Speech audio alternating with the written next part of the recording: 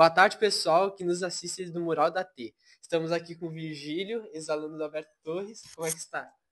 Tudo bem, graças a Deus. Pronto? Pronto, podem fazer as perguntas. Na sua época, era normal ter portas fora do lugar, ventiladores quebrados e chão esburacados? Infelizmente, para o mundo de hoje, isso é muito triste, tá? O que acontece? No meu tempo de escola, eu fui aluno do Alberto Torres de 1985 a 1992. Então, no meu tempo na escola, não existia ensino médio. Ele é apenas uma escola que a gente chamava escola de primeiro grau. Eu acredito sim que nós tínhamos algumas situações, principalmente educativas na escola, que eram bem diferentes dos dias de hoje. Por exemplo, tá? A questão educacional dentro dos alunos, ou seja, eu me lembro como se fosse hoje, lá na minha primeira ou segunda série, que a minha mãe sempre falava assim, eu pequeno, dizia assim, olha, respeita a tua professora, pois ela é a tua segunda mãe. Ela só vai fazer o melhor para ti. E dentro disso a gente foi educado numa geração onde a gente não destruía o que se tinha na escola.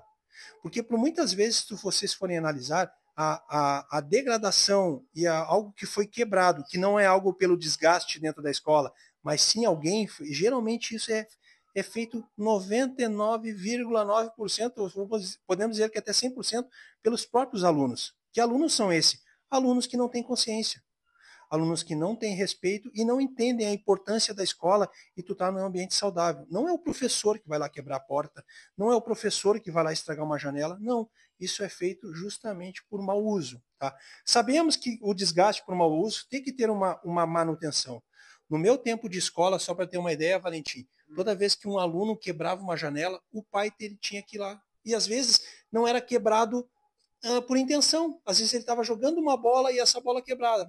Mesmo assim, as pessoas tinham uma educação que tinham que ir até o ambiente lá se pronunciar com a diretora e a família custeava aquele concerto. Tá?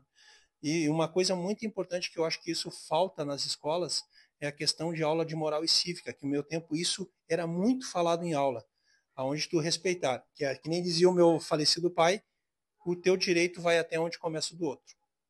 Perfeito? Perfeito. Virgílio. Como era a administração da escola? Sinceramente, assim, ó, como eu era muito pequeno, eu não posso te dizer certamente como era avaliado a escola. Eu acredito que hoje os profissionais que têm na escola, eles tentam com certeza fazer o seu melhor.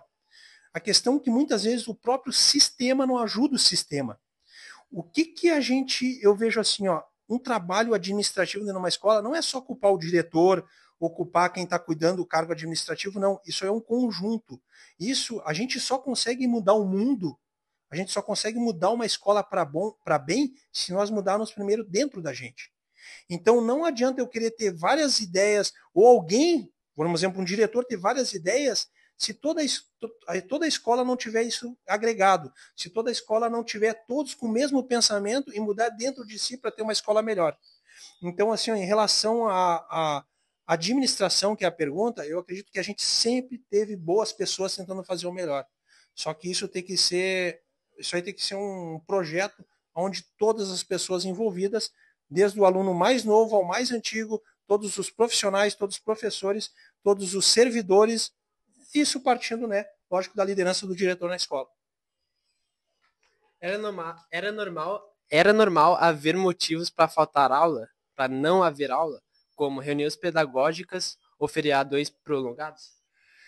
Sinceramente, assim, ó, eu sempre digo assim, ó, tudo na vida, tá? Não só na escola, o teu conhecimento é que eu sempre falo assim, ó, a Secretaria de Educação não deveria se chamar Secretaria de Educação, porque para mim educação se traz de casa. Devia se chamar Secretaria do Conhecimento. Conhecimento, sim, tu vai na escola buscar conhecimento que é para a vida e é muito importante. Conhecimento é a única coisa que ninguém tira de ti. Pode perder tudo na vida, menos o teu conhecimento. Isso é teu, isso é adquirido pelo teu esforço. Então, o que eu vejo? Tudo quanto mais tu treina, que nem um jogador de futebol. Tu vai jogar futebol, tu treina num jogo sempre a mesma jogada para ela sair perfeita. E o estudo não é diferente. Então eu sempre vejo assim, ó, a carga horária, eu vejo hoje uma carga horária insuficiente para poder a nova geração, principalmente a geração de vocês, que é muito diferente da minha. Eu vim de uma geração onde eu me lembro como se fosse hoje, minha professora Marilde de matemática, eu tenho muito conhecimento que eu adquiri nela, eu uso até hoje na minha profissão, dentro de fazendo projetos. Uma professora que eu tive por 4 anos no primeiro grau aí no Alberto Torres, tá? Eu tive também, por exemplo, professores muito bacanas, o professor Dagoberto, de Educação Física, que nos ensinou muito sobre questão de saúde. Só que o que eu vejo que era do meu tempo? Nós tínhamos umas cargas horárias maiores, que eram bem utilizadas. Era muito raro o professor faltar aula, era muito raro não ter professor para matéria. Então, ou seja, e a gente não trocava de professor. O professor normalmente ele começava e terminava o ano contigo. Ou seja, ele conseguia desenvolver o trabalho dele, que ele conhecia o aluno no seu primeiro dia de aula e até o final do ano no Natal. Então, resumindo, ele conseguia ter esse jogo de poder montar um plano, que isso só agrega na questão dos alunos. E se tiver alguém com a nossa entrevista agora, ex-aluno, ele vai saber que tudo isso que eu estou dizendo é verdade. Os tempos, eles estão diferentes. Então, eu vou voltar, meio que responder, né, junto com essa pergunta, a mesma pergunta que eu, né, meio que agregando a pergunta anterior. Se o diretor, se os secretários, se os professores e a comunidade, os alunos não tiverem enganjado numa melhoria, gente, a gente nunca vai trazer melhoria, tá? Então isso é uma coisa muito fundamental. Então eu acho que a escola ela deveria ter planos, né? Reduzir um pouco, eu acho que questões pedagógicas, eu acho que podia achar um meio termo nisso. Como tua pergunta, realmente, por exemplo, não ter aula para ter uma questão pedagógica. A gente também tem que entender que muitas vezes as famílias elas dependem da escola para largar os seus filhos estarem bem cuidados dentro da escola, que eu sei que todo mundo lá são bons profissionais, só que esse tempo eu acho que ele tinha que ser direcionado num outro momento. Ou fazer algo mais efetivo, ou unir o próprio aluno a essas reuniões pedagógicas de melhoria da escola. Entendeu? Buscando justamente a questão da evolução.